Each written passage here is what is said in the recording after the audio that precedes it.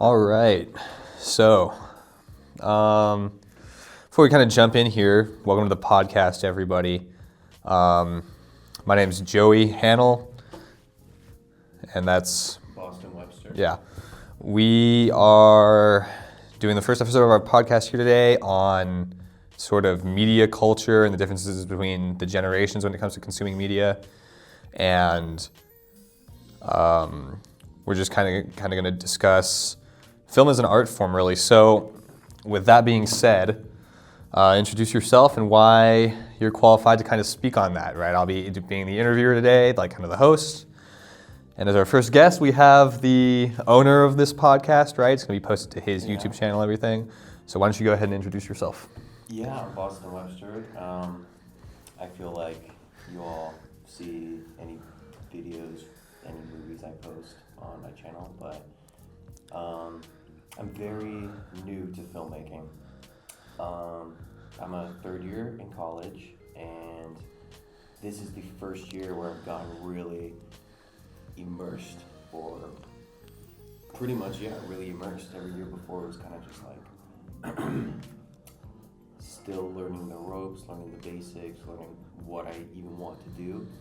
And this is the first semester where I feel like we're jumping right onto it. Right. So before we kind of get into what some of those mechanics are of filmmaking, let's first talk about, let's kind of rewind and talk about why, when you first realized you wanted to be a storyteller, because that's what doing a movie is you're telling a story and you're using film as your medium. So when did you realize that you wanted to be an entertainer and a storyteller? I'd say in middle school. So in middle school, I made a YouTube channel, and you were very involved in that channel. I was. That channel is still my channel name, Zebra Juice. If any of you guys have heard of Smosh, that was a big inspiration for that. You know, I loved Smosh growing up. I loved watching their sketch comedy. And the inspiration for me starting a channel was like, I want to make sketch comedy just like Smosh. And it definitely was not just like Smosh. Very, poor quality videos, but we had a lot of fun making them. And that's what kind of got me into that creative headspace of wanting to make movies, media, just any sort of art form. And I mean, when you were a kid, were you always like a creative type? Were you always like a comic? Did you consider yourself like a very socially outgoing, definitely not, little kid growing up? Definitely not socially outgoing as a kid. I was definitely more like introverted, but always creative. Always creative. In elementary school, I would draw comic books. I think I made like 8. Okay. There was always some creative aspect of making art. There's comic books, and then it became film, and then it just kept, and film stock. Did you like the idea that like strangers could watch, like see what you made? Was that appealing to you? Yeah, 100% appealing, because there's no, I don't know, I mean, it depends on the project, obviously, but there's no project or form of media I'd want to make and not share with people. Okay. Every project I've worked on, that's the whole headspace behind it, is knowing people are going to see this, like making it good enough for people to see. So kind of jumping off that, do you think when filmmakers or artists are producing something, do you think that they produce it more for themselves as an expression of themselves, or do they produce it for an audience? Like when you're making a movie, are you saying, I want to make what I think is good, or I want to portray something the way I want to portray it, or are you trying to make people like happy? Are you trying to produce entertainment for people to enjoy? Like, how do you see it when you're doing your films? I see it a little bit as both, but more so doing it for me. Like I'm not thinking of a project or making a project with the idea of like, oh, how's this person gonna like it? Or is this gonna connect well with it? Like, obviously you gotta make sure it all makes sense for the audience, but if I'm making something, I'm making it, for me or for my friend, and like bringing that vision to life, and not even worrying about what are they gonna think? What's the audience gonna think? It's like they'll see it when they see it. Yeah. But if you worry too much about that, then like, I don't know, it's gonna mess up the whole, routine, the whole headspace. Right. a lot of times when we're watching film and television, something that makes characters likable is, you know, that relatability. People like an everyman character, you know, like someone who they can relate to, or situations that they can relate to. That's why like romance movies are so popular, because most people have experienced like romantic attraction, right? Or that's why like The Office was so popular, because a lot of people work in like those types of jobs, and in part some of these very popular forms of film have to do with the average person's ability to connect with things. Do you think that a character or a story's like relatability to a wide audience, is that a fair metric to judge art on? You rephrase that a little bit.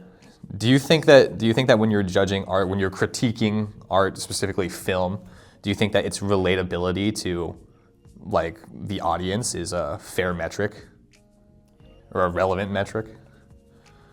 I don't know. I mean, it really just depends. I'm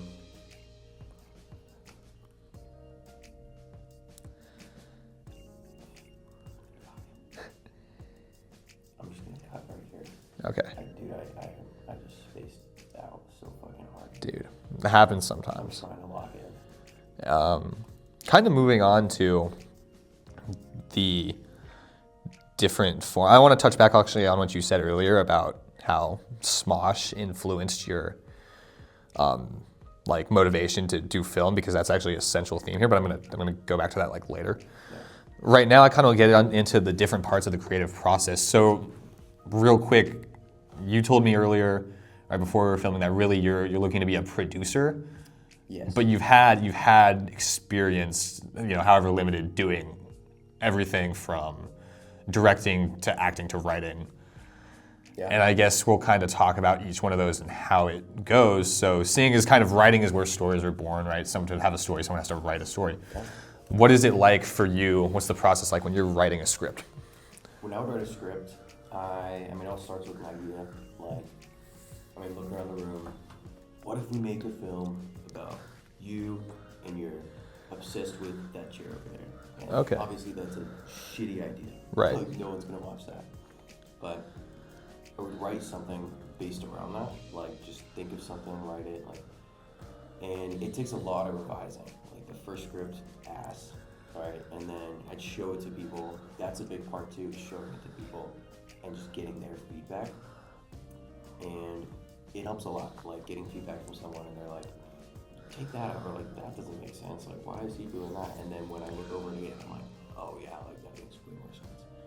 But I don't know, when I write a script, I don't like just to, you know, write a page, write 2 pages, and like, oh, I'll come back to it later, write more. Like, if I'm gonna write one, I'm gonna like sit there for like 5-8 hours and write one, like, because that's when I feel like I get more immersed, because all the ideas are flowing. Like, that's just the only thing I'm thinking about for those 8 hours, rather than like, I start writing, I start getting all these ideas, and then I leave and I come back. I don't even know what I was gonna write next, because like, I'm out of that flow space. Have you done the script for any of the movies that you've worked on here at Chico? Yeah. Not all the ones I worked on, all the ones I've directed. I wrote the scripts for those. Yeah. Could Fun process. Could we talk about one of the ones you wrote for? Yeah. There's, I'm trying to think, Where's the Remote? That's a good example. I wrote that one like, I want to say like November last year. I wrote that one a while ago. Even though we filmed it recently, I just kind of had that script. But that one, like the very first script to like the thing that we filmed, just completely different. And it's like the same concept, you know, a bunch of drunk roommates looking for their TV remote. But in the first one, it was like I had way too many like specific shots in the montage, and it's like it did not like flow. Like, that would have been too hard to do. There was I don't know, the characters too. I don't think I wrote them well, because it's all a first draft. It's kind of like everything they're talking about, like I had them like on the car ride over, they're like talking about TV. They're like, oh, I can't wait to watch TV. And like in the first script, they're just going into so much detail about why they want to watch TV, and like literally some guy had a huge monologue. I don't know. And then looking at that now, if we filmed that, would have been an ass movie. Right. It's horrible. What well, first of all, is that movie going to be up on your channel soon, or is it still It'll in be production? on the channel soon. It's in post-production right now, but it will be done by this weekend and should be up pretty soon. So, kind of talking about like the creation of characters, and then also then what goes into what they say and like the storylines of the movies. When you are, kind of imagining this stuff and using that creative headspace to make these stories or make these characters, are you primarily inspired by things that happened like recently? Like, okay, you're in college and we're making a movie about a bunch of college guys looking for the remote. Or do you pull from like experiences like deep in your past, like things you remember from your childhood, maybe from school prior to coming to Chico? Do you think that when you're being creative that usually you're pulling from things that happened to you like very recently? Or is it coming from like the back of your memory? I'd say it depends on the films, but for Where's the Remote, that was a true story. Yeah. That was based on a true story. Me and my roommate, we were home, we wanted to watch TV, and we were both under the influence, and we could not find the remote. And we were searching for like 30 minutes, like in between the couch drawers. I started looking in like the kitchen drawers, thinking like, oh haha, someone's playing a prank on us. They hid it in the kitchen. And we never found the remote that night. We never did. We never watched TV. But then that clicked in the movie. I'm like, this could be a funny movie idea. Because, like, why am I looking through the kitchen drawers for a TV remote? How, like, crazy can I get it if it's a montage of, like, a film? And, yeah, a lot is inspired by, like, kind of things that happen. But it's also, like, the other films I made of, like, some guy. Another one that's going to be up this weekend, Digital High, is just about a guy going through some crazy like trip, trying this new drug, and like that's obviously not inspired in anything real because it's just like trying to be a little futuristic and creative with it. That's just like an idea that popped in. Actually, with my dad, we both were like talking about films, and then we kind of just like kept going, bouncing ideas off each other, and we ended on that, and then made it a reality. So, would it be fair to say, though, that all storytelling art, whether that's theater, literature, film, all of it is kind of a dramatization and a hyperbole of things that actually happen? Like, do you think people are actually capable of imagining concepts that they've never even witnessed? I personally don't think that would even be possible. Yeah, no, I don't think so. I think the concepts, it's like, directly they don't have to witness it, but there's something that's indirectly making them understand it, right? Yeah. It's almost like, in a way, like everything, would you say everything in a story or in a film is a representation of something real? Yeah. Yeah, that's everything from it's everything from like dragons and castles to sci-fi computer Matrix type films. Worlds. Right. It's always something. It's always a representation of a real idea. Yeah. That's interesting. Yeah. To that extent, how do you think like when you kind of, on a broader scale, think of yourself as someone who wants to make movies and stuff? Do you see when you're telling these stories as like you're kind of telling the stories of like people, of like the world, like it's a representation of us, like as a broader, as humans, or like if I'm telling a story about two characters, is it like I'm basing it off people in the real world, or yeah, sort of like even if that story didn't necessarily happen exactly like that, the whole point is you're telling a story, like you're telling a human story, and you're talking about something that does really happen between people. Yeah. So I guess like you say you're writing a rom-com or something. None of the characters are real. Nothing actually, it's all fiction. But all of it can be based off, real. Like say, two celebrities have this crazy breakup, and it's like all this drama happened. You don't have to write it like based on that. But if you want inspiration, like you can look anywhere, any form of media, just around you in the world, and like you're gonna see inspiration to make that. And even like with like things like Digital High, right? What you're describing is like, I guess no one's ever been sucked into a computer, right? After doing drugs. But I mean, not to like spoil the synopsis too much, but the movie is about basically somebody who does substances and then loses themselves, right? Loses time. Yeah. Ultimately goes too far into this fake world, right? Due to their substance abuse. And that's a real story. It happens all the time, right? Okay. So, and to kind of build off all of that, why do you think filmmaking is like important to society? Why do you think this is something worth doing? I mean, it's always been around. Not always, actually. Well, I completely wrote that. Yeah. But I mean, storytelling has always been around. Storytelling has always been around. But filmmaking, I don't know, I think it's just a much more, obviously it's more creative than just storytelling itself. Because it is, storytelling, you write a whole thing, but it's a million times more because then you got to bring that to life. I just love the process of it. It's like, just start with an idea, and then you can go through this insane, like, stressful, just rolling, and you're constantly going, and then there's a film, like, that feeling of just sitting back, watching that on the big screen, one of, like, the best feelings, like, after. Definitely. And that kind of takes us from the role of the writer who first imagines the idea to the director, who's actually trying to put those ideas on the paper into action. So a little bit about directing. I have only directed four films. I don't know, the director's the one who's the final say with everything, or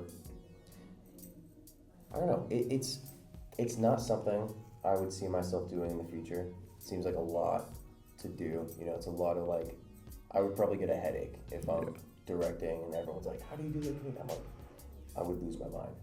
But it's a really creative process because it's his vision. The entire film is the director's vision. It's like, you could redo a shot like 10 times and everyone else can think it's perfect, but then he's like, no, one more. And it's a lot of pressure too, because like, say that one shot, it's like it keeps looking bad. Like you got to make those like final decisions. Like, hey, do we just scrap this shot? Like, do we just do something else? Do we like? Because no film set's gonna go by perfect. There's always gonna be like something wrong with the audio, or like the lighting's weird, and like they can't. And the director, he has to be that guy to make those final calls to work around it and keep people on track. So it definitely is a stressful gig, especially, I mean, I wouldn't even know for feature-length films, I couldn't imagine, but I don't know, it's been fun, like every time I've done it, I've had a lot of fun. I don't doubt I'm going to do it again, and it's definitely something I want to explore more about. Right. What, I mean, for you, right, and who you're studying film and stuff, so you probably have watched movies for fun, and then you also watch movies where you probably think about it a little more, what they're doing behind the scenes. What do you think is like a really great example of like great cinematography? Talking about like different shots and like really good script quality, really good dialogue. What is like, because writing and directing and then acting is kind of like the art part of the movie making process, and then producing we'll talk about more, right? Because that's kind of what you more do, but that's almost sort of separate from the other three. But what is like a movie where you think just like the dialogue and like the cinematography has been like really excellent? What are like that you try to model your work off of? One that I really like, and this is just like a personal favorite, is The Lighthouse. And I like that movie not just for the cinematography, but I mean, definitely for the cinematography. Like they're filming on like a smaller lens, it's all in black and white, and it's been 2019, so that's kind of unique to like make a film like that at that time. But I like it because the cinematography carries a lot of the film. There's only 2 actors in the film, and for the first like 20 to 30 minutes, there's like little to no dialogue. So in those first 20 to 30 minutes to like keep you hooked and keep you watching with no dialogue between 2 characters, you need some good cinematography to like keep people like engaged and watching. Mm-hmm. And that's what that had. Like, it kind of like for example, one of the lighthouse workers, like you pretty much are going through like a work day with them, and like that's it. Like you think that sounds boring as fuck, but the cameras like make it just seem so intense or stressful. And, like you just get immersed into it. And cinematography really carries a film because with good shots, just your attention span is all on there. Like, Right. There's no spacing out. What I've never seen that movie, by the way, so I'll have to go check it out. Highly recommend. What is it like, I guess, working with like other people, right? Because these are all group efforts. No one person can make a movie. Yeah. And you talked a little bit about kind of the importance of having peers like check your work and stuff. How have you found that you handle criticism? Because obviously when we were little kids, like making our sketch comedy skits, we really didn't get too deep into like what we thought was good or bad. Yeah, we just make stuff. What is it like to be, I guess, professionally criticized? It's honestly pretty nice. I'd rather not make something and have everybody be like, "Oh, it's perfect, great movie, like amazing." Like, no way. There's got to be something wrong. Like, you guys probably saw something wrong. Like, there's no way like it can be perfect, you know. And I like when people tell me, you know, what I did wrong, what I can do better, or just being brutally honest. Like, yo, dude, like that sucked ass. Don't do that again. Yeah. Like, I'd prefer people tell me that. So You have an instance in where that happened? not yet, Not yet. but hopefully not. But you never know. Have you ever been the person to have to frankly tell someone that like what they were making was bad? No. I mean, I have like done constructive criticism. I guess a good example too is like my internship. I would get, you know, if I like I asked them, I'm like, hey, like here's this, like tell me what I can do better next time. If I like, you know, and they would tell me, they're like, oh, like you did good, you're good, or like, this was good, maybe change this and all that. And I like when I get criticized because that's something I can apply for the next time I do it and like do it better. So it's good. It's a good lesson. Have you ever met someone? Well, I'm kind of digging for like a story here, right? Yeah. Okay. Have you ever met someone who was not good at handling criticism, like in the film space? Or have you met people like who, I guess you would call, are prone to having creative differences with others? I'm trying to think. Crazy enough, I don't think so. Yeah. My junior year has been the only year where I'm really like getting into film. If I had more kind of years onto it, then probably. You're bound to, but right? as of now, like no, like the times I have given criticism, like everyone's kind of like they would take it well, or they're chill about it. Yeah, I mean, yeah. Awesome. So, it's kind of what talking about working with people. What that kind of segues into organizing people, which kind of segues into producing, right? So you say you think you want to be a producer. That's your sort of preferred role in this whole process. What's it all about? Well, first, I really like this whole, like, getting everyone together, getting the ball rolling, like the logistics side, because that's something I feel like I just naturally do. Like back home, as you know, I host a lot of things at my house. Right. And that's something where it's like, just naturally comes to me. It's just organizing a hangout, like getting people to go. And it doesn't just have to be at my place. It could be like, go hanging out somewhere else, moving around, like planning a beach day. But that's something I always find myself doing. And it's not much different than producing. It's like producing, there's, say you want to have friends over, it's like, oh, let's invite these guys, and then you just text them. Producing, very similar. It's like, let's get a cameraman, an audio guy, a boom guy, like all this, and then you just text people. Right. And then sometimes, you know, people say no, people say yes, but that's, I don't know, it's nice. And I always try to be more, in those instant, you know, texting about messages, I try to word it professionally, make it seem good. But yeah, I mean, that's mostly it. It's just, there's nothing wrong.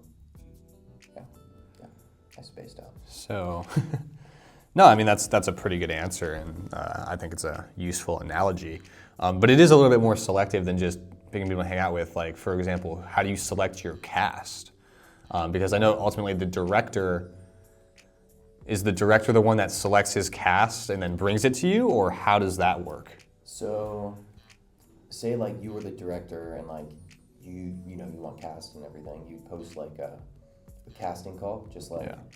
hey, like, I don't know what room we're in, but like Friday 3 p.m. at this room in the library, like come for a casting call. Or like say they'd be outside in like a line, we'd be right here, they go stand right there, they act out the scene or monologue we tell them to do, and you're like, all right, we'll see ya.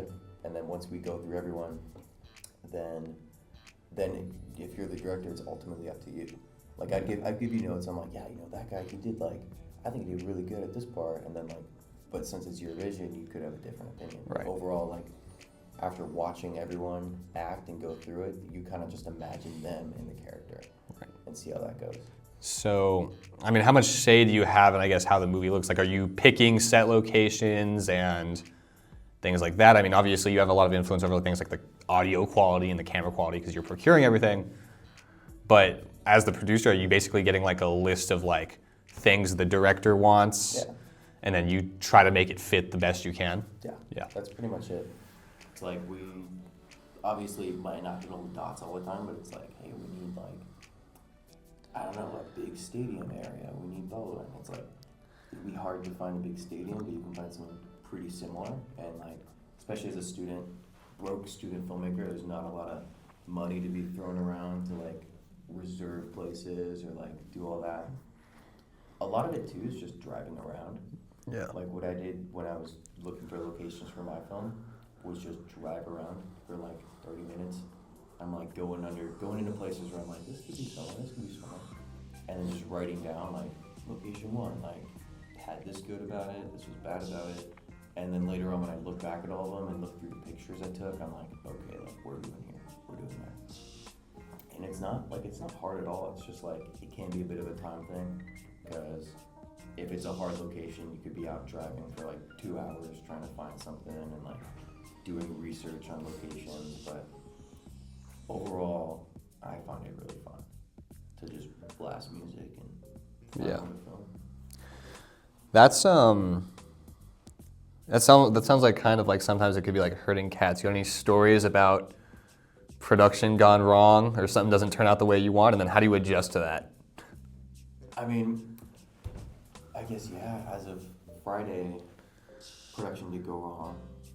And it definitely was on me for not fully communicating and being like, I had a pretty busy weekend, so that's on me for not, locking in on messages. But the film happened. So me and the director, we got to the location like 2 months ago, and And this is for what film, by the way? Just real quick. Wizard's Last Trial. Okay. Yeah. And it was sick. The location was dope. Like, it was dope, dude. That Right. to find, like, you to walk past this gate where it was like authorized personnel, but like, personally, as a student filmmaker, I've filmed in various spots I should not have filmed in, and I feel like that's kind of like, that's what you do when you're in college, because it's like you can't rent or buy all these crazy facilities, so you kind of Right. gotta like, cheat your way in and shimmy, some shots, even if you're not supposed to be there. Right. But, yeah, apparently there were like security cameras there and stuff we didn't see when we were like shooting. So when everyone got to the set and there's like security cameras, authorized personnel, it just like did not fit the vibe. Okay. So we're doing a whole new location for that now. But that's like, and that's a learning lesson, because that's something on me where I'm like, fuck, I should have thought I should have security cameras. Right. Maybe we should have like came when it was dark out to see how it would actually feel, because we kind of went in the daytime. So yeah, that's something where I fucked up. It sucks, but I'm gonna learn from that. Okay. And that's not something I'm gonna make a mistake on again, hopefully. So, kind of talking more about the movies you've made. Let's jump into the movies that are actually up right now on this channel that people can go watch right after this. Okay. So I believe it's actually only 2 right now, right? There's only 2. There's only 2. Like at the time we're filming this, right? Yeah. If this gets posted like Probably after. Gonna be more by maybe not, I don't know. Yeah. But let's talk about the first one, which is The Janitor. So what is the story behind the making of The Janitor? So probably like 2 years before The Janitor even was a thing, my friend Ryan, who helped co-direct it, made this joke about a janitor in like the school and just like kept making this joke about like this scary janitor. And it was just funny. We're like, oh wow. Like, it was like a fake horror story that like, he created. Exactly, a fake horror story he created to like scare people going into the school. And 2 years later, like this story was brought up again, and we're laughing and we're like, dude, like what if we just make this horror story? Yeah. So, we both wrote it, and it was really fun. Like that one was like my first film, like directing, doing anything for. And like I've done the ones in middle school and all that, but I'd say this is like the first like real one where like I put a lot of effort into it. And now it was definitely like very low budget. We had like one camera. We were all taking turns filming stuff. It's like there was nobody in the cast is actually an actor. They're all just our friends. Exactly. Which, speaking of, where is The Janitor film? Can you talk a little bit about like where it is, like where the movie is? It's filmed like 5 minutes from right outside my house. Yeah. And then at an elementary school, like 5 minutes from our house, and then just like around our hometown. Yeah. So it's all very local. Right. And that's what's nice about that. It wasn't hard to find the locations, and one of them too, which is really funny, is we filmed at where I work, SouthBay Aquatics, and we had to use like a fake gun to like go in, like for the scene, like the shot had a fake gun, and like it did look kind of real. Yeah. And then we're just like walking around, like no one was there, thank God, but like just I don't even know that. So. Just felt weird. Before I ask this, everyone that's in that movie, like, are there names like in the credits? Yeah. Just so I don't say okay. So now that I know that everyone's name is already on YouTube, who in that movie, in your opinion, who's the best actor? Sabine. Yeah. Yeah. And then her character is what in the film? It's been a while since I went back and watched it, but Julia, and she's just one of like the 5 kids in the midst of the janitor's horror. But she is an actual actor. Oh yeah. Okay. She's in film, so. And then everyone else though is like an amateur, right? These are just like people we know. Yeah. Okay. No, that's cool. What was it like after having like basically worked with that group, and then even before that, like just like your friends your whole life? What was it then like working with people who are like studying it like you, and these are people who are still learning but like more professional about it? What was the difference? It felt a lot more serious, but also a lot more fun. Yeah. Like before, it's like, I think I briefly said earlier, but it's like there was no like direct role for anyone. Like in total, there's like 4 different people using the camera at different times, like 4 different people with the audio. Like there was no real roles, but in this, everyone had their full role, and that was nice. And it's like I felt more engaged. Like doing it over the summer, more amateur. It was kind of like, all right, we got that shot. Like, cool, let's go, let's move on. Oh, we got that shot, let's move on. And I wasn't digging fully deep into it. Like, hey, play the audio back. Does it look good? Does it sound good? Because some of the audio for the janitor got like messed up, and I'm like fixing it in post. And that's something like we just didn't check for. So another thing is just always checking everything, and talking to the actors more is something I had to do, because in the other one it's just like, all right guys, action. Like I wasn't really taking it seriously, but in this one I'm like, no, like you gotta say this, like do this, try to, I don't know, like I'm being more like direct and like specific with what I want to see. Right. So yeah, kind of segueing into that, I guess your first, and I think some of the people that you had on set for Harry's Kickback were like people you know. Yeah. But that was a much better quality film than The Janitor, and that's the second one that's up right now. What's the story behind that now? And does that one have, more specifically, like, I guess you could call like professional staff, like an actual dedicated camera and audio guy? Yeah. all that. Audio-wise, there was not a lot of audio in the film, and any audio we did have, it was just kind of attached to the camera, and it's like, you know, grunting noises or like screaming. Right. Like the only time anyone's talking is like the beginning and the end. Like the whole film, it's just like sound effects, Right. which made editing kind of fun because it's just like you're just watching it, and I'm like sound effect, sound effect. It's like you don't have to worry about the dialogue. I mean, But I don't know. It was a lot. I mean, like I said earlier, more engaging. Like it was nice just having a dedicated cameraman, knew what he was doing, professional. Same with the actor. Same with the, you know, PAs and other crew who came to help, and the other cast members. It was just really nice having people, you know, knowing what they're doing and locking in on it. and but that's an amateur cast too, right? Those are like your. Yeah, I mean, as of now, like they're both like the two main guys who helped out are like professionally like working and all Oh, that. yeah? So at the time, like I think at the time they were too, which And like what I mean to say is like those aren't like dedicated actors who audition for a role. Those are like your frat brothers, right? A lot of those guys in that film, or no? yeah. One of them, two of them.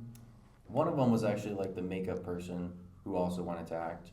Another one, a guy who hit me up who went to act, and he's a good ass actor. Okay. And then yeah, two of them are guys in my fraternity. Okay. Which, by the way, you better shout out your fraternity. Shout out Alpha Epsilon Pi. But yeah, I gotta name drop them, right? But okay, so it's actually even the acting then in that one is a little bit more professional, and I think the quality of the film over like the janitor is really evident due to all that. 100%. And then I guess we kind of talked about a little bit. We kind of talked about Harry's Kickback in reverse, where we talked about the making of it before we talked about like the origins of the idea. How did Harry's Kickback come to be? Like how did that idea spawn? That was just in my screenwriting class. We had to, you know, we're writing a bunch of screenplays all throughout the semester.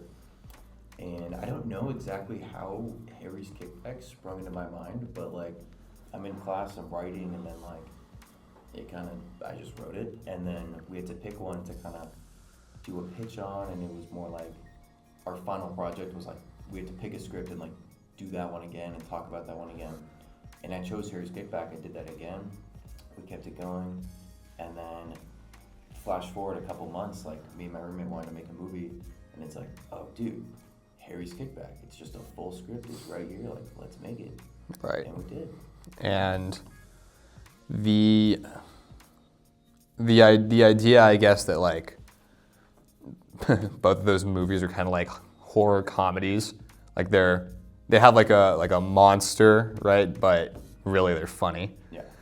Is that intentional, or are either of those movies supposed to necessarily be like scary, or are they supposed to be funny? Like I think for Harry's Kickback, I definitely a little bit of both. Like near the beginning, like I wanted the more comedy aspect where like, you know, talking on the phone, I guess like him pacing around, playing the harmonica, like him, you know, grabbing all this stuff to smoke. The goal is to make the beginning definitely more funnier. right. And then the cutoff to like scary was like right when like, you know, he started to get hot. Right. And that was the cutoff to scary. And then I think I hit my goal with that one. I wanted it to be like, you know, like a thriller, like dark. Mm-hmm. And they definitely had a really dark ending. And I think the build up to that was exactly what I wanted. Right, and I mean that's sort of the evolution of I guess your work as a movie with like a definite twist, Yeah. as opposed to like just kind of like amateur like sketches. What kind of theme are you trying to convey in Harry's Kickback? Is there like a narrative theme, any sort of like moral lesson, or is it just? No, I mean like, everyone was making jokes, just like, it's like what is it, anti-weed? Oh, yeah. It definitely seemed like that, you know, he smokes weed, kills all his friends, and it's like, whoa, don't smoke weed, guys. Yeah. But reality, not anti-weed, it's more just a funny concept with weed, I guess. But Are you anti-weed? I'm not anti-weed. Okay. Think marijuana should be legalized? It is. I think everywhere, yeah. Yeah, okay. Just a little bit of background on the producer and director of Harry's Kickback. But Okay, and yeah, people can go watch either of those right now. Let's talk about what's coming up, what's kind of already been made and is like pending release. So let's talk about Dice Guy. Dice Guy.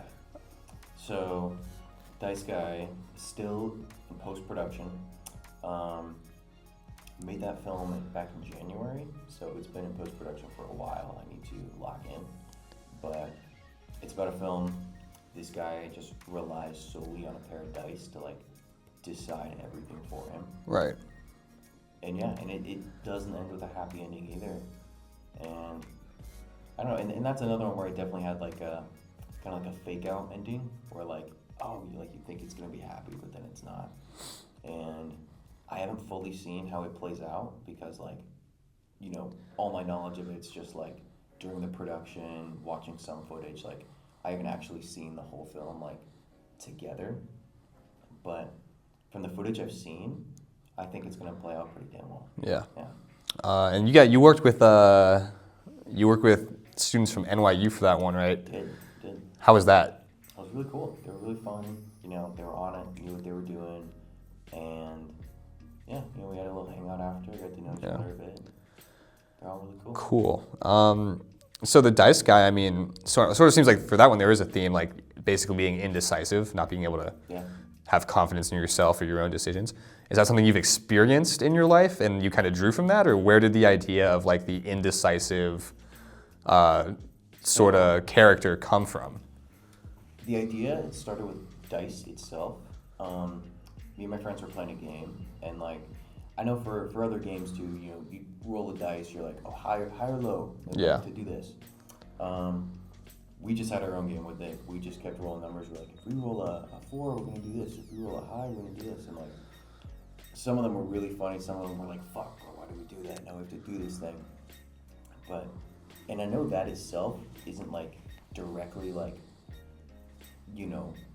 what the character is, but that's what sprung the idea of like, what if this is just what someone does all the time? Because like, pretty much that whole night, we just kept doing that. We're like, all right, high or low, like I'll leave right now, or like that was that night. That was like the joke of that night was just using these dice to like decide our actions. And if someone actually rolled like a low or whatever, would they actually leave? Like no, how? or No. like that was no one would really leave. Okay. But, like, that was an example, but like that was the bit of the night, and like I just took that idea of like, what if this was just someone's reality, like always. I would imagine though, going back to what we touched on earlier about characters being relatable, a lot of people could probably relate to feeling like they're not really in control of their own decisions or that they don't really have a say in, I guess, their fate. I feel like that message could actually relate to a lot of people, especially when you're in college, right, or when you're in your 20s.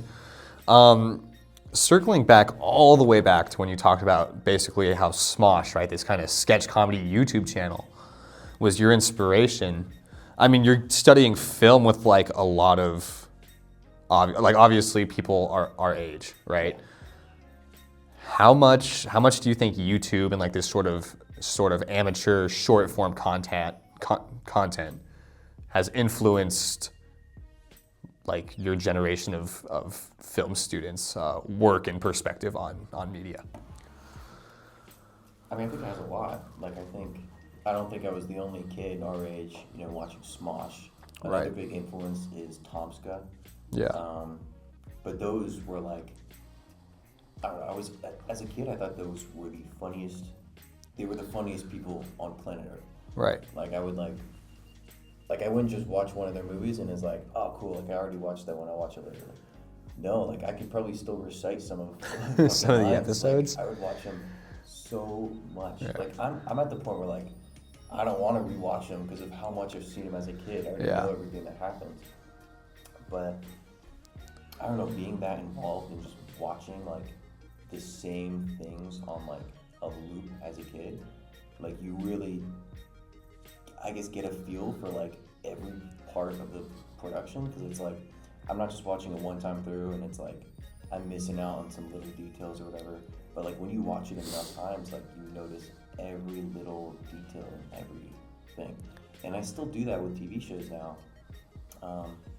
For one, and this is like, I mean, it's one of my favorite shows, but Trailer Park Boys, it's kind of like a show I just fall asleep to now because I've seen it so much, but like, that's a show where like the first time watching it to like now, like there's so many like little things I wouldn't have noticed. And that's one thing too that I don't fully know if people do, and I hope they do, but rewatching movies, like it's sometimes way better the second time than the first time you watch it. Because the second time you get a whole different perspective on like all of it, you know? Like watching it once, you get your first opinion, like, oh yeah. But then you watch it again and you just see it from a whole different way. And I think that's good for all media to do that for.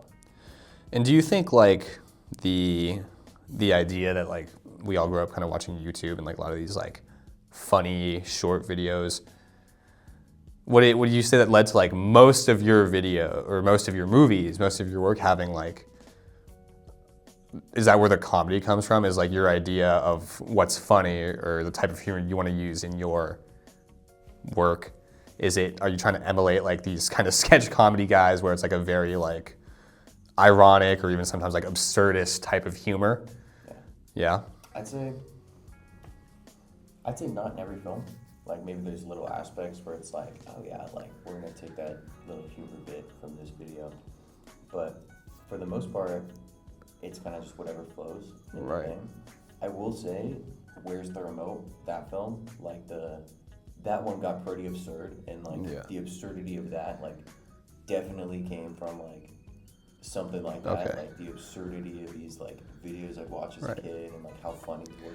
And do you think that's true for other people making student films, that they are being influenced by like the YouTube they would watch as a kid?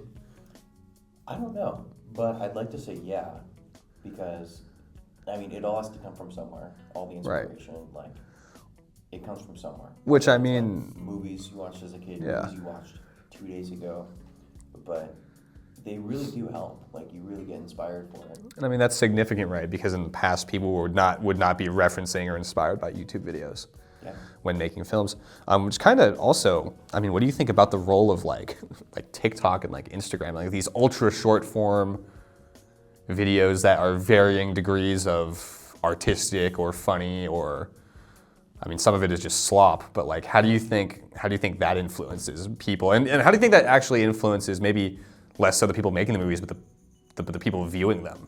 I think it definitely influences the people viewing them because their attention span is plummeted.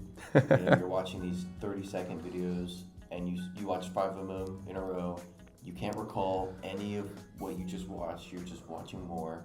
It's just watching media on a loop and then forgetting what you watch, and then like 2 hours passes by. Do you think it negatively affects, and when I say negatively, I mean lowers, do you think it lowers the ability of average viewers to take films that might actually be meant to be taken like seriously? Do you think it lowers their ability to perceive them as the creator would hope they're perceived? Yes, I think so. It's different if you just have social media and you have it and you look at it and you're not addicted. But majority of Gen Z or any generation really are addicted to their phones. Right. And whether it's social media, texting, a game, majority of it is TikTok. But I think having that definitely stops your attention span. Right. You know, because if you're watching all these, like you can go on Instagram and you can look up, like you know the Lighthouse I was talking about? You can probably look up the Lighthouse like film recap, 30 seconds, or just watch the Lighthouse film and you can watch it in like a reel form probably, sped up 3 times and just watch the whole fucking movie. Like obviously it'd probably be in multiple reels, but like. I mean, and what do you think about the effect that it has on even people's viewership? Because like we grew up still watching movies. We still like to watch movies. Yeah. But do you think that there's going to be a point in time where like these sort of like hour and a half, 2 hour, 3 hour films are going to become like something people don't even want to watch? I think people still would want to watch them, but it's going to get to the point where, you know, they're going to put it in like 2 times speed, and that's going to be like a new normal thing, is watching films in 2 times speed to like really get by faster. And have you discussed with people like the I guess like the technical aspect of like filming a movie that you know is going to be sped up? No, but I mean like on social media, anything like that, like people, you know, you speed up reels, you can speed up anything. Like if you just hold on the side, I see people, they're just like speeding it up, it's like speed run doom scroll. Yeah. And You don't even have the attention span to watch the reel in normal exactly, speed now. like That's if you funny. exactly. Like your attention span's that low, you can't just watch the reel. And if it gets to that point, like 5, 10 more years down the line, if that's what people still just constantly do, even if it's just doom scrolling reels for 10 years, like, we've only been like doom scrolling and like this whole like social media addiction thing is like fairly new, at least to me, like past 3-4 years maybe, it really started to like get into just rotting on my phone. And 20 years down the line, what the hell's that gonna do to your brain if you're just like still rotting on your phone? Like, I mean, really, nobody knows. I mean, I'm guilty of doing the 2 times speed thing. I do that sometimes, but I guess what I was also asking is like, do you think it's even possible that like, because I mean nowadays I feel like the rate at which we even make things like kids movies is like slowing down. I feel like a lot of people like younger than us, like our brother's age and younger, they don't even really watch movies or TV shows. A lot of them, you're either playing video games or YouTube, social media.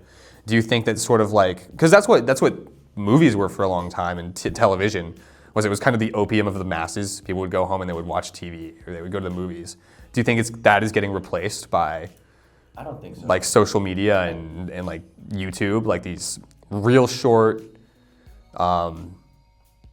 artistic to varying degrees, but basically like this sort of mass content as opposed to YouTube, no, but social media, yes. Because, say we're all in a hangout. Right. Say there's like 6 people. We're all gonna watch a movie. Are all 6 people gonna watch the movie entirely without going on social media? No. No. I would actually be willing to bet probably like half to the majority of people will probably pull out their phone at some point. Yeah. No, exactly. So I think that's where it's gonna take over. Is people's attention spans, they can't stay away from their phone. And I mean, kind of like, I really want to dive into like the effect on artistic viewing. Do you think it's gonna be harder for people to make like serious films? No, but I do think it could be harder to make serious, like, okay, let's take serious out of the word. I think it'll be harder to make like more perfect films. Like, say you see a film, like, I don't know an example, but like cinematography is perfect, audio is crisp, acting's like perfect. Normally that would mean like, holy shit, you made a good film. But now it would mean like, did you use AI? Like, is that AI? Like, did you AI that film? So I feel like it's gonna come down to this new norm of like, nothing should be perfect. It's gotta have this more human touch to it. Yeah. And I think that's what it's gonna come down to. I mean, what do you think about, as someone who considers themselves a creative, what do you think about the idea of AI script writing? Very bad. Stranger Things season 5 is very bad. Yeah. That was rumored to be AI, and low-key, you probably was, because that really fell off. But I think it ruins that whole creative process, because like no way AI has any connection. To the story. To the story, no, it's just like, write me a story, and then they're gonna write whatever the fuck they want. It almost defeats the whole purpose, right? If the truth is that film and like all media and all storytelling up until today was the story of humans telling other people's stories. Yeah. It's kind of like, well, the whole point is that it's another person telling you the story, telling you their story or someone else's story. But now if it's a machine, how can that possibly be as special or as important or as relevant, right? It's just cool, like seeing a director and it's like, yo, that guy made that movie, that guy's sick, like an inspiration. Right. And then instead of there's a whole entire feature-length film and it's like made by Sora at the end, like what? Like nobody's gonna feel like uplifted or inspired or anything crazy. And I guarantee you, AI is probably being used in some films, like these higher. This is all just speculation. Yeah, but if I could make a film and make like millions of dollars, and there's like one little thing where I'm like, fuck, like if we use CGI, that's gonna like cost all this. I feel like the higher ups now like could sneak in some AI before it's like an actual thing. I think one day people are gonna catch on, and that's gonna be like you need to like AI check a movie before like doing like that might be a thing one day. Yeah. But I feel like now before that's a thing, people are probably throwing things in there. I mean, especially for like animated film or television. You know, Which I mean, what do you think about like the use of AI in roles like making shots look better or making animations look crisper, clearer, kind of things that are not really having to do with the creative process as much as like the technical aspect. Would you be in favor of that? I think with like Photoshop, something like that, like sure, like AI, because like I used it with Photoshop. It's a big help. Yeah. Like you just select something and it's like fill that area, and then it's like it just fills it up. Like it deletes. Like say we wanted to delete this, you just fucking highlight it, click delete, and then it fill it in with like the wall. The wall. Exactly. Okay. And it's like it's no like it's a really good tool, I think, for Photoshop. And there's a new AI thing in Premiere too for film editing, but it's more just for masking and it's not really a big thing. So no, especially with animation too, I don't think you should use AI for animating because that will, take people out of work and all that. That's kind of a pretty interesting aspect when people talk about, oh, I'm worried AI is going to cover my job. You think a lot of people in the film industry have that worry? Probably. Yeah. Same with like video game industry and all that. Like these two big ones where like AI could totally go and steal the job. Like there's a big difference with like theater, right? Yeah. AI can't come for theater because that's all like them acting on a stage. They're not gonna have robots act on a stage. But with film, like 100%, you can just CGI actors. Or you can. Yeah. It's crazy. Do you how do you think video games have influenced your view of media? Because when our parents were growing up, like there's no storyline to Pac-Man really. He's not like he's a character, but it's just like a game that people have nostalgia for playing. There's really not like a lot of narrative in that. Yeah. But we played like, especially like these open worlds, like Red Dead Redemption 2, which a lot of people will say is like a story, like a script masterpiece. Yeah. And like this like cinematic, like the most cinematic video game of all time. So what do you think, and what video games do too, I think, is it makes it so you're not just viewing a story, you get to be part of it, right? Or your character does, so your actions are part of this story. How do you think that playing video games, or having a generation of people who played like these very narrative-driven, cinematic video games, how has that influenced basically the way they view filmmaking, especially now when they go to school to study it? That's a good question. I don't think there's anything specifically from it. I mean, I definitely, like you are that character. When I play a game, like whoever the main character is, like I am that character, and I feel part of the story. And I don't think directly it had a big influence for, making films or doing anything like that. But it definitely, being that character in the video game, you're relating to him, you're doing all that, so that could inspire, relating to the main character in the film and wanting to put more emphasis. And I mean, we've also directly seen movies made about video games, Wreck-It Ralph, Pixel, so that's kind of cool. But seeing like the Resident Evil movie is like a thing now, I'm pretty sure. So, which if you think about it is kind of trippy because it's like now you're making movies about stories. Like the video game is already a story, so, and you're making a movie basically based on just another form of media, right? Which if you think about it, that's actually a lot of filmmaking, a lot of movies based on literature, things like that. So maybe it's almost just like the next iteration of that. But, wow, so, I mean, we covered a lot. Yeah. Where do you want to go with this podcast? Because this isn't like a show necessarily about like film or media. I guess tell the viewers, how this idea came about, because this is going to go up on your channel and people are going to watch This it. just came up. We're both FaceTiming. Yeah, we were talking on the phone. And then podcasts were just brought up, and we're like, dude, what if we just make a podcast? Yeah. And this, this setup, this idea, this is all like very rough. Like we're gonna fine-tune things. So we don't really have a full direction, I don't think. I mean, I'd love to, like, people can comment, you know? Yeah. Comment what you want to see, what we could do better, like anything like that. What is your message? As someone who really truly is just like a guy, like you're not famous yet at all. You're just a guy who went to school for film. What is your message to any aspiring film students out there who are maybe worried about, is what I make going to be good? Are people going to even like what I want, like to watch what I make? Like to people who might be nervous about pursuing film or media work or anything like that.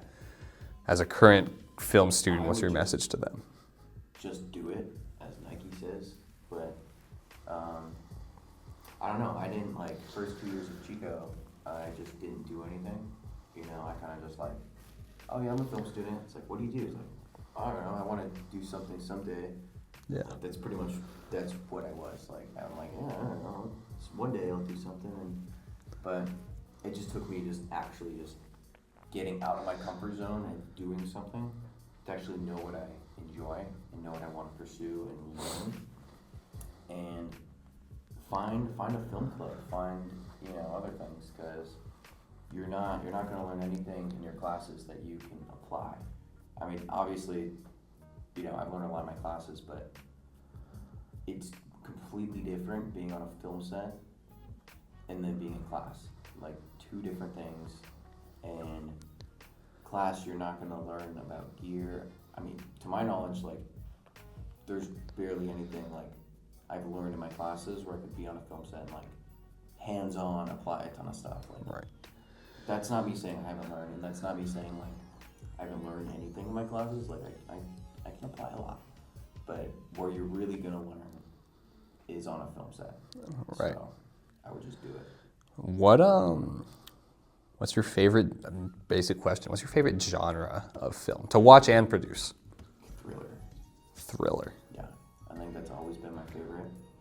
And I don't know, horror, just something that's gonna make you think, where you're just sitting there, can't take your eyes off the screen, and I don't know, a lot of films you can predict, a lot are very predictable. Right. What I like about thrillers are not all the time they are. Obviously it depends on the movie and all that, but because you don't really know what happens next. There's those jump scares, you're just sitting there, suspenseful, the whole, And I don't know. if it's a psychological, so you like a film to make someone think a lot. You want the movie to be in their heads hours or days after they've watched it. Yes.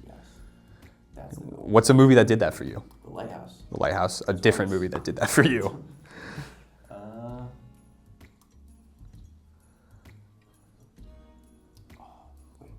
Fractured. Yeah. Yeah, that was a good one.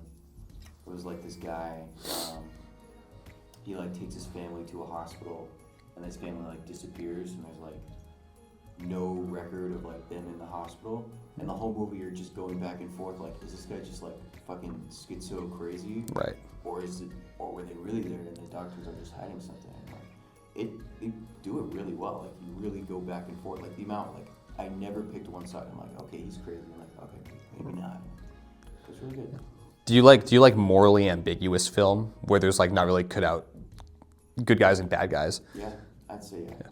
Obviously every series has a protagonist being but that doesn't always mean a good guy. That could just mean a main character, right? In Breaking Bad or The Sopranos or a lot of really beloved classic TV shows. Yeah, 100%. So if thrillers, if films that make you think, that are a little bit ambiguous, that are not so cut and dry, it's your favorite. What is there a type of genre or a type of film that you really do not enjoy making? I feel I wouldn't like making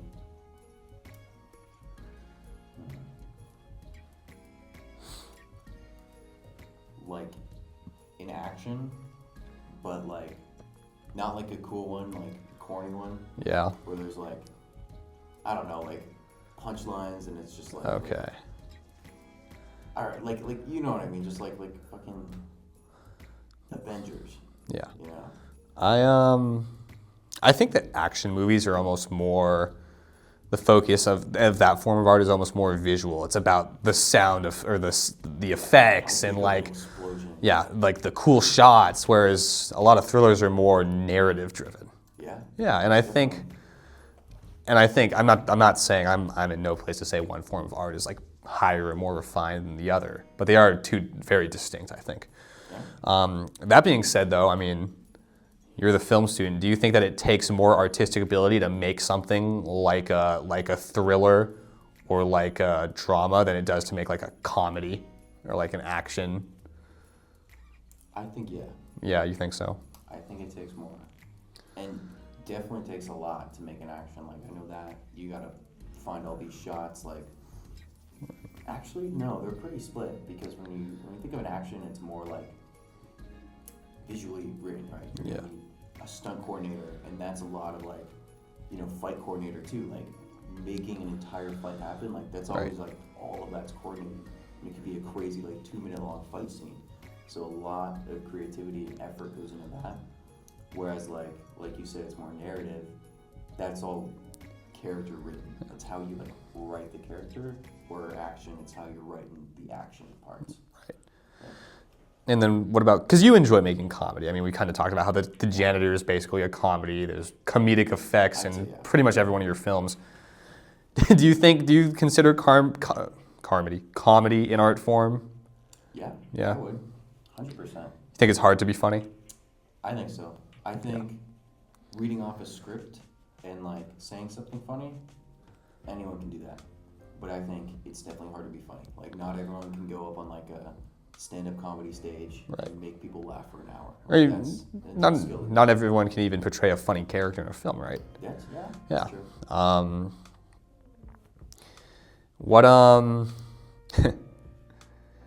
not going to ask you if you think you're funny. That'd be kind of a dick move to ask you that on camera. But what I was going to ask was, do you think that television is like a lesser form of expression than movies? Do you think that? No, actually, television might be more. Yeah. Personally, I like TV shows more than movies. That's just what I watch more and all that, because like you get way more immersed, I guess. Like a movie, definitely, good characters, good build up, everything, but a TV show, you really have to like a lot more effort, because you got to plan out, like, obviously you're not going to plan like the ending of the show when you're writing the first couple episodes. Depends on how long the show is, but if it's a show that's going to go on for like 5 seasons, you're hoping, like, obviously you wouldn't know that writing the first one, but there's got to be some good writing, especially like making a pilot episode, hoping to make more episodes. You got to like put a lot into that, like make them want to see more and like give it a lot of potential. And I like because it's slower too, whereas like in a movie, when it's introducing the character in the scene, it normally happens like the first 5 minutes, where a TV show, it can take a full episode to introduce like just the main character, and then you got the next one, and it's like more time for storytelling. That's what I like about it. No, that's actually like a really well articulated answer. I like that answer. And then kind of in that same vein though, when we're talking about hierarchies of art forms in both genres and forms, do you think it's possible for someone who's like a YouTuber, whether that's like an individual or like a YouTube studio, do you think they can ever be at the same level as like a actual, like, sort of, I don't know what the official term is, but like a Hollywood production studio that puts out like, I guess what most people would consider like professionally done TV and movies? 100%. Markiplier just made a movie. Oh yeah. I mean, Smosh, they made a movie back in the day. It's just like, they can do it, and you can all, like they have the money to do it. They have the talent to do it. They have like all of that. But I think the reason they don't do it so often is just, they make enough money with YouTube. Yeah. It's like stick to YouTube, keep doing that. Yeah. So, what would you say to people who tell you to get a real job or go study something that actually matters? Like, what do you have to say to people who kind of look down on film and acting and drama as like sort of a lesser profession or not really like necessary? I don't know. I mean, I feel like you're crazy if you look down on it like that, because I guarantee you everyone watches, Right. literally every person on earth, unless they're on some remote island or they don't, I don't know. Yeah. Majority of people watched or have watched TV, movies, YouTube, anything like that. And yeah, I mean, like, they might not respect it, but they're gonna watch it. So, Right. whatever. Kind of more on film's role in society, and this can touch on a lot of things, everything from social attitudes to even like, political messaging in TV and movies and like film media. Do you think that film influences the attitudes of a society, or do you think it reflects the attitudes of a society? I think both. It can influence where, like, this isn't film, but I'm gonna use this as an example, like Red Dead Redemption. Yeah. I feel like that can, like, influence people where, like, your character is trying to be like a good man, and like you're playing that character trying to be a good person, and like that can influence people in reality. Like, Well, or not though. That's the thing Or about not. that video game. or right? not, because you could go the opposite way and be a bad person.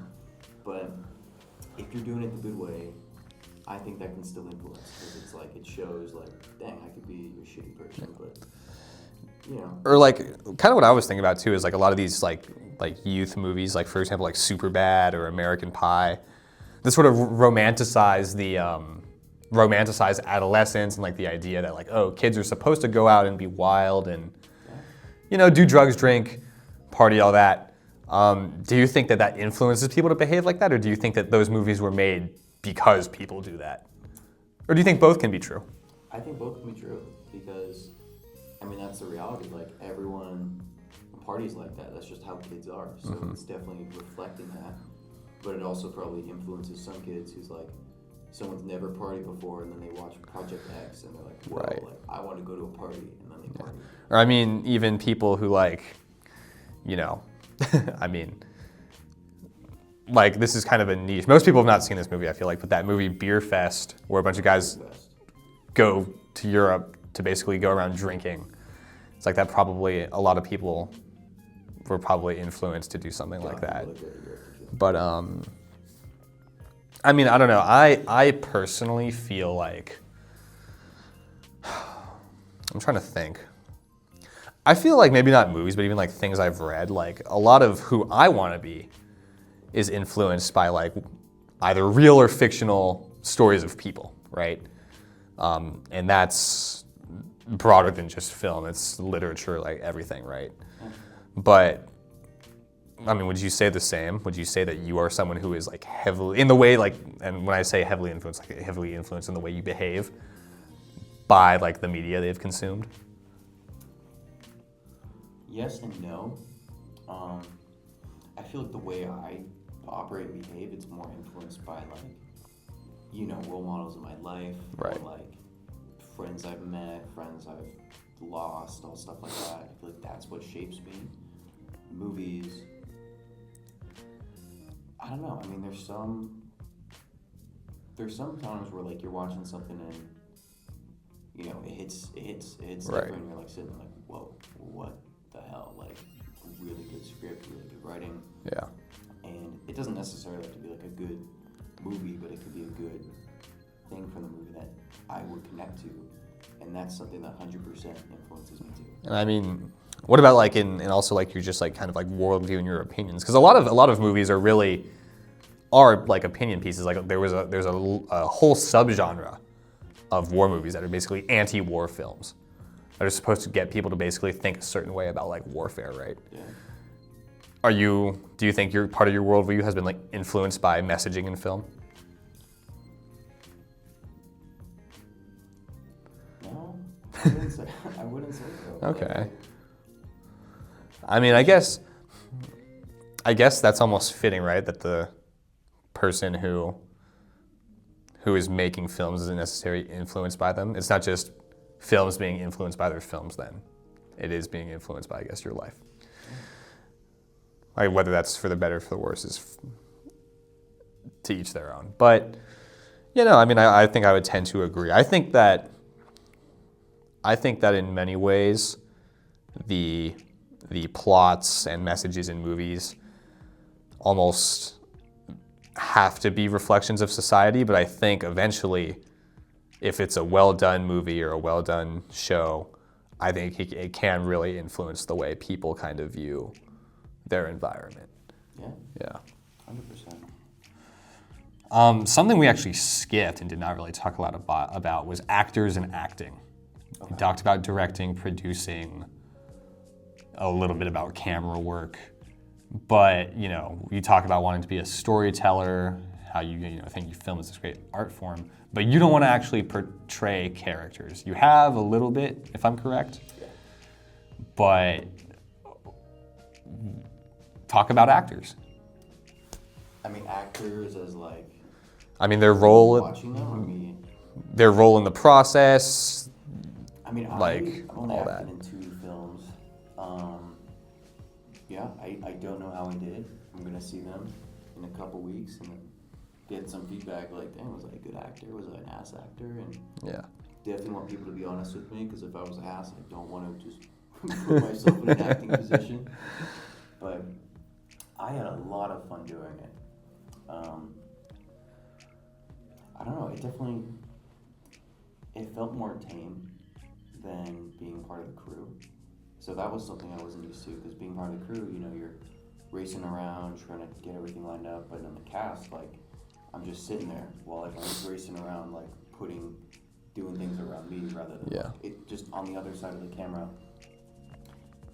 It also felt more stressful too, like at times like that where I'm not having to race around. It felt more tame. But when I'm on the camera, I've got to say monologues and all that. It got stressful a little bit, because I'm like, fuck,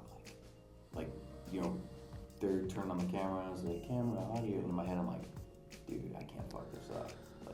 I mean, I can, right? You can, retake things, whatever, but I'm like, I need to get it down, at least once.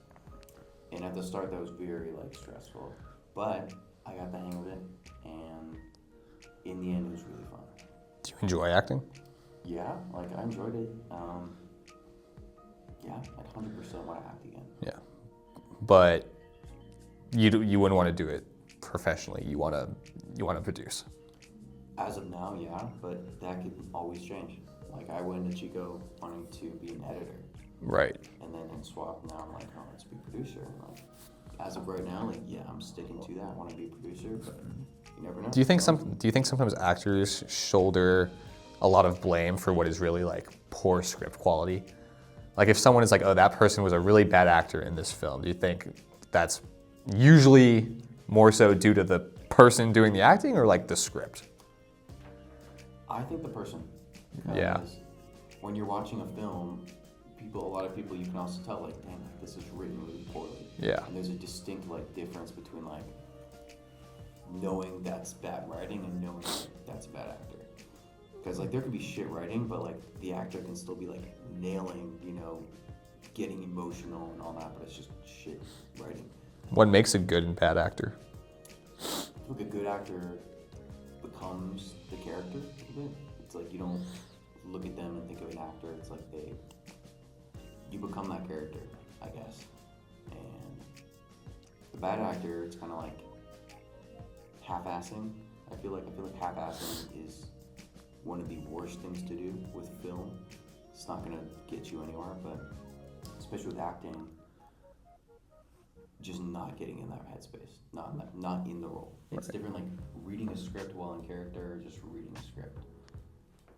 Yeah. What I mean, when you're trying to get someone to portray emotions in a movie, right? You've been part of a casting, the casting process. Yeah. What do you look for when you're picking your cast? I mean, I imagine when I'm writing a film, I imagine the character. I have my own vision of what the character is. Okay. And then it's pretty much, that's it. It's just knowing for mine, like the two that I did, I didn't really have a casting call. I didn't really have anything. It was kind of just like I knew people who were good actors, anyways. So I'm like, all right, you do it, you do it. I'm like, I already know that they're good actors, and I know in my vision that they would fit the role. So yeah, I mean. I guess kind of my last interview question is, what is next? I mean, we talked about some stuff that's to be released pretty soon, some stuff you've made. What is next? What is the next big thing that you're... No, I mean, I don't know, and I think it's kind of nice right now. I think the next big thing is to make a film next semester, and I guess low-key, no, I'm still making more films. Got Digital High. No, I mean, not even those ones. I'm gonna help produce this one. It's called Worth the Wait. We're gonna make that end of school semester, so we gotta lock down on that. But Are you excited? yeah, I'm excited. All right. I'm excited because like it's just sole focus will be on one film rather than me trying to work on like 5 at a time and I'm scrambling around. It's all just one thing, so I think that's gonna help a lot. With that, I think we're gonna go ahead and wrap it up.